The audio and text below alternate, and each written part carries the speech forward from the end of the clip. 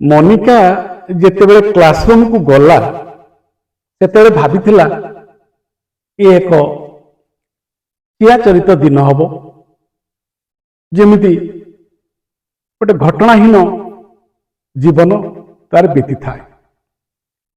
କିନ୍ତୁ କ୍ଲାସରୁମ୍ରେ ପଶିବାର କିଛି ସମୟ ପରେ କ୍ଲାସରୁମ୍ରେ ଯେଉଁ ଘଟଣାଟି ଘଟିଗଲା ତା ଜୀବନରେ ସବୁଦିନ ପାଇଁ ଗୋଟିଏ ତାହା ସ୍ମରଣୀୟ ଦିବସ ହେଇକି ରହିଗଲା। ଠିକ ସମୟରେ କ୍ଲାସରୁମକୁ ପଶି ଆସିଲେ ଜଣେ ଯୁବକ। ମନିକା ଭାବିଲା ଏ ପିଲାଟି କିଏ, ଭୁଲରେ ତାଙ୍କ ଅନର୍ସ କ୍ଲାସକୁ ପଶି ଆସିନି ତ। ଏମିତି ଭାଉ ଭାଉ ପିଲାଟି କହିଲା, ମୋ ନାଁ ଶେଖର, ମୁଁ ତୁମର ନୂଆ ଅଧ୍ୟାପକ, ଆଜି ହିଁ ତମ କଲେଜରେ ମୁଁ ଜଏନ୍ କରିଛି।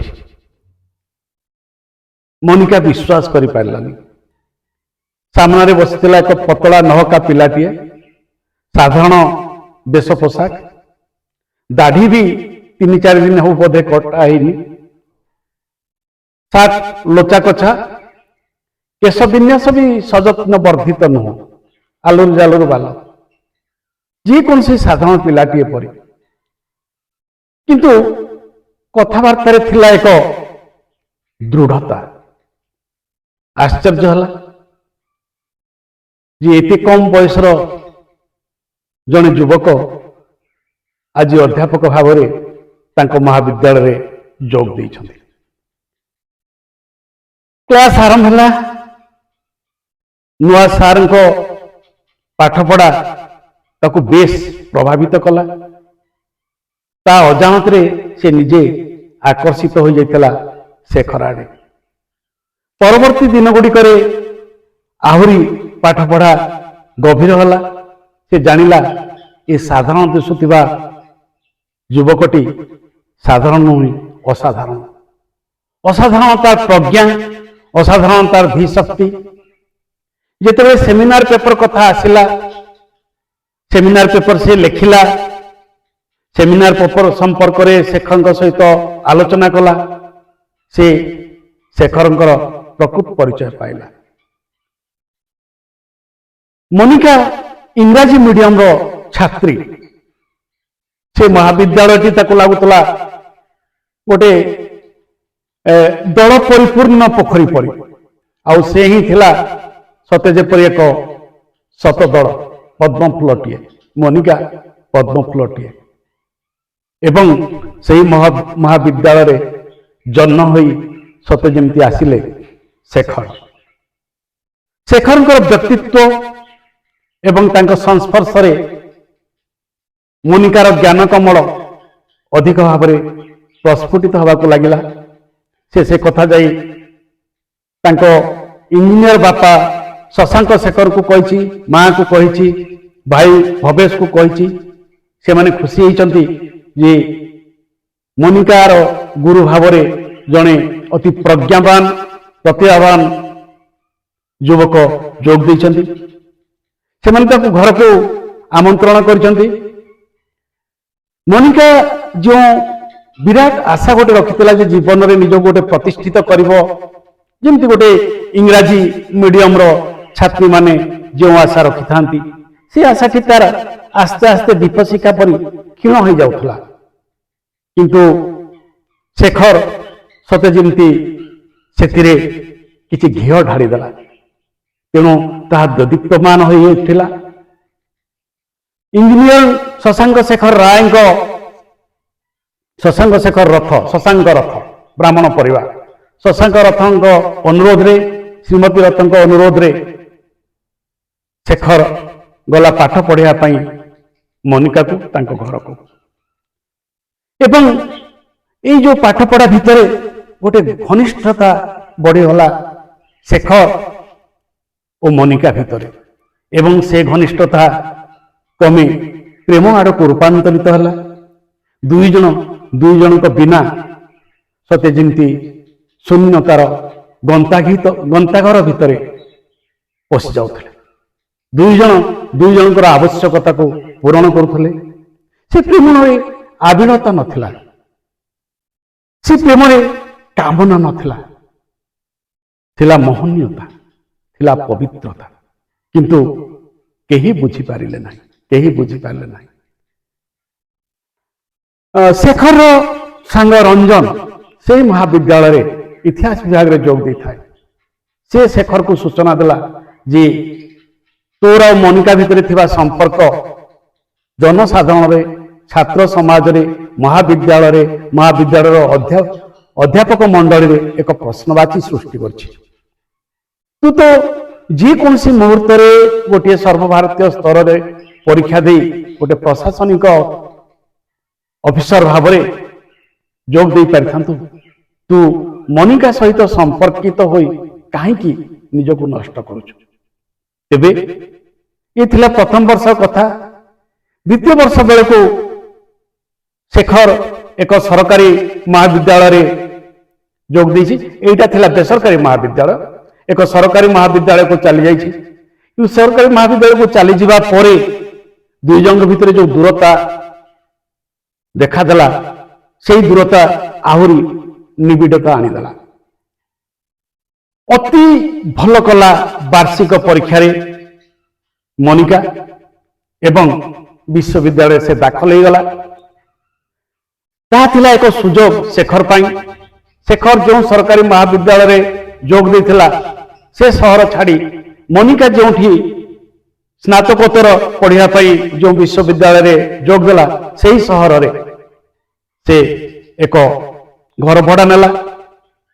ସେ ଘର ମାଲିକ ହେଉଛନ୍ତି ମେହେର ବାବୁ। ଏହା ପରାମର୍ଶରେ ଥିଲା, ମନିକାର ପରାମର୍ଶରେ ସେ ଘରଟି ନେଇଥିଲା। କିନ୍ତୁ ଏ ଭିତରେ ପରିବାର ମଧ୍ୟ ଜାଣି ଯାଇଥିଲେ ଯେ ମନିକା ସହିତ ଶେଖରଙ୍କର ସମ୍ପର୍କ ଅଛି।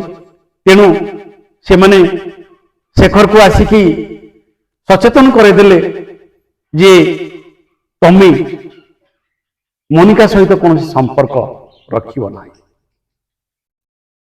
এই যে গভীর প্রেম ভিতরে এইটি আরম্ভ ହେଲା। কিন্তু তাଙ୍କର সম্পর্ক বড়ি চালিলা। দিনে ভাই ভবেশ আসিলা শেখরଙ୍କ পাଖକୁ, କହିଲା তুমি যদি মনিকা সহিত সম্পর্ক রখিব তাহলে তোমার অবস্থা খারাপ হয়ে যাব, এ সম্পর্ক এইটি শেষ কর। মনিকা এ কথা জানি থাকে এবং শেখরକୁ যেତେବେଳେ এপরি ধমক আসিলা, ସେତେବେଳେ ସେ ଘର ମାଲିକ ମେହେର ବାବୁଙ୍କର ପରାମର୍ଶ ଲୋଡ଼ିଲା। ଘର ମାଲିକ ମେହେର ବାବୁଙ୍କର ପରାମର୍ଶ ଲୋଡ଼ିବା ପରେ ଯେତେବେଳେ ଦେଖିଲେ ମେହେର ବାବୁ ଅତି ଚମତ୍କାର ସେ ଚରିତ୍ର, ଦେଖିଲେ ମେହେର ବାବୁ ଯେ ଦି ଜଣଙ୍କ ଭିତରେ ଗୋଟେ ଅତି ଗଭୀର ଓ ନିଷ୍ପାପ ଭଲ ପାଇବା ରହିଛି, ସେ ପରାମର୍ଶ ଦେଲେ ଯେ ତୁରନ୍ତ ଆପଣ କୋର୍ଟରେ ମ୍ୟାରେଜ କରିଯାଆନ୍ତୁ, ତାହେଲେ ସବୁ ସମସ୍ୟାର ସମାଧାନ ହେଇଯିବ। ତାଙ୍କର ପରାମର୍ଶରେ ଏବଂ ସହଯୋଗରେ, କାରଣ ମେହେର ବାବୁ ମଧ୍ୟ ଜଣେ ପ୍ରତିଷ୍ଠିତ ସରକାରୀ କର୍ମଚାରୀ ଭାବରେ ଅବସର ନେଇଥିଲେ, ତାଙ୍କର ମଧ୍ୟ କିଛି ସହରରେ ଥିଲା ପ୍ରଭାବ ଥିଲା। ତେଣୁ ଦୁଇ ଜଣ ଯାକର ବିବାହ କୋର୍ଟରେ ହେଇଗଲା। ନିଜ ସ୍ତ୍ରୀଙ୍କ ପାଟ ଶାଢ଼ୀ ଆଣି ଦେଇଥିଲେ ମେହେର ବାବୁ ମନିକାକୁ ପିନ୍ଧିବା ପାଇଁ ଏବଂ ସେମାନଙ୍କ ସହଯୋଗରେ କୋର୍ଟରେ ବାହାଘର ହେଇଗଲା।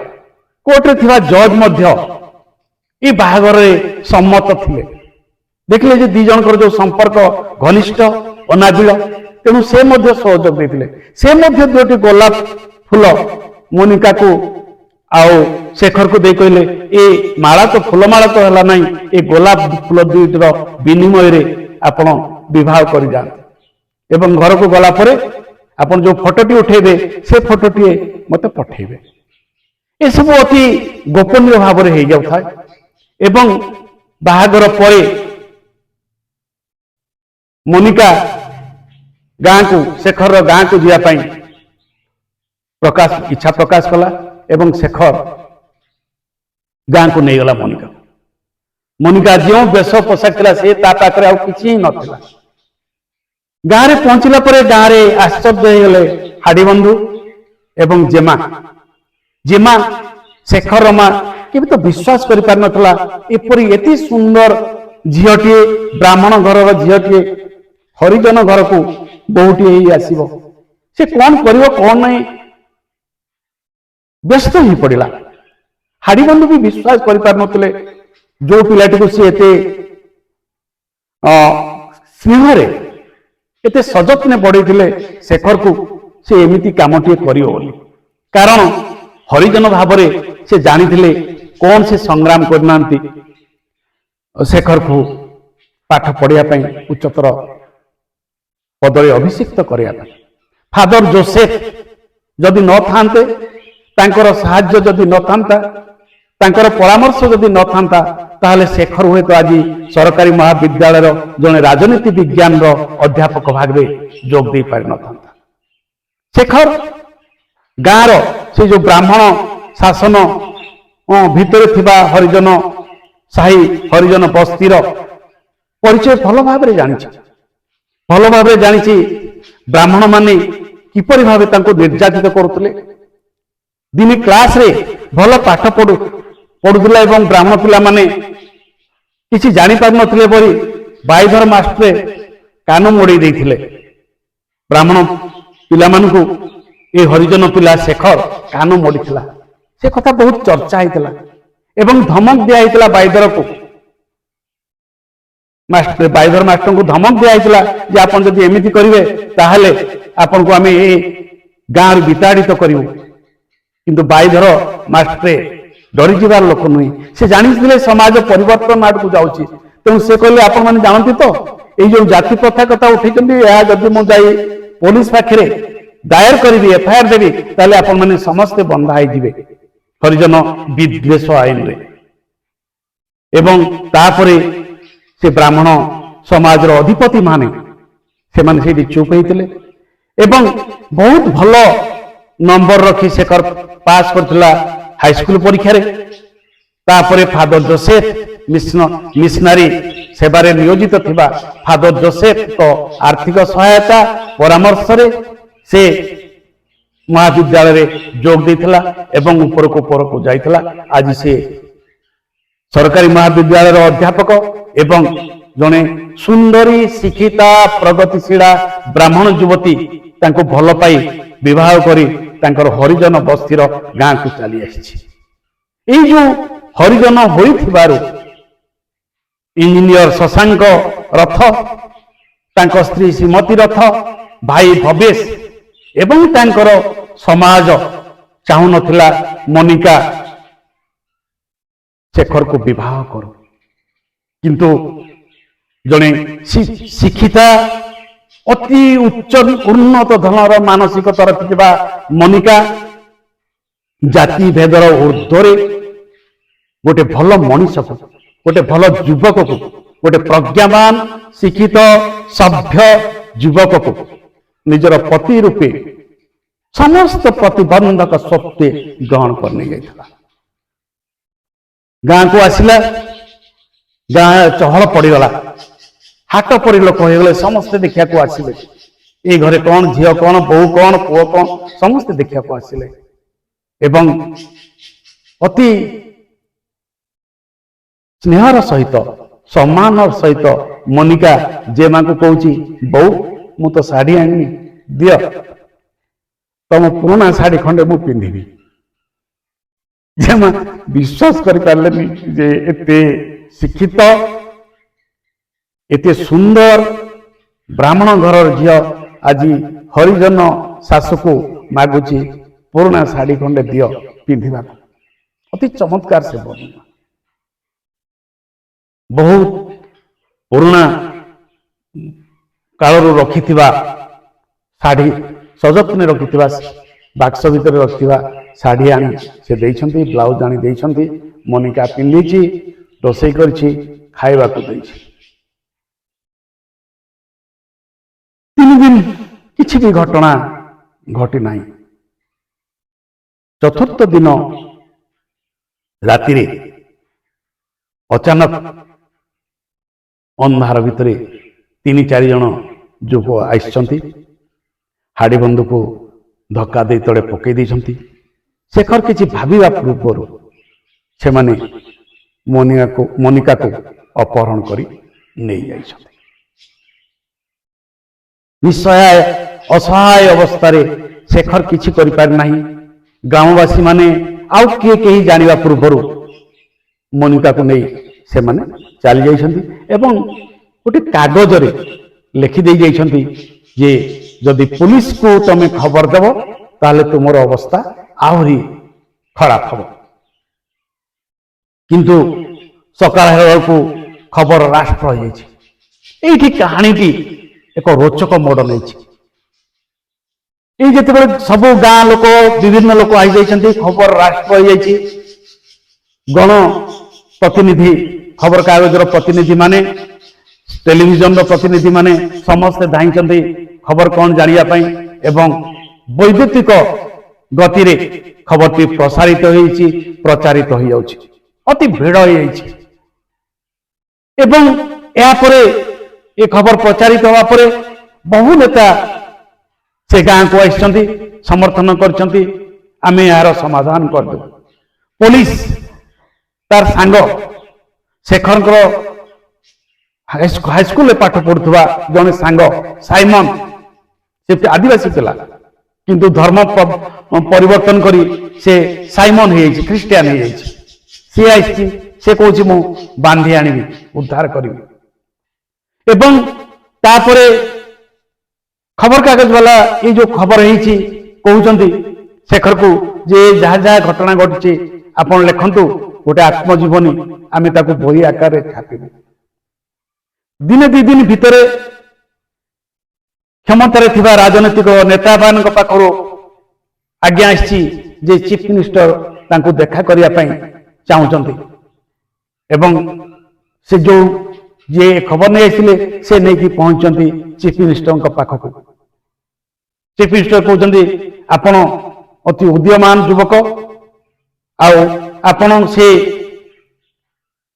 स्थान एमएलए होई निर्वाचन लड़िबे कारण सेटा मध्य गोटे हरिजन सीट आमे आपण को भविष्यतर जने राजनैतिक नेता रूप में देखा चाहते। भितरे शेखर मोनिका को खोजुछि। मोनिका को किपरि पाइब ताहा चेष्टा करछि।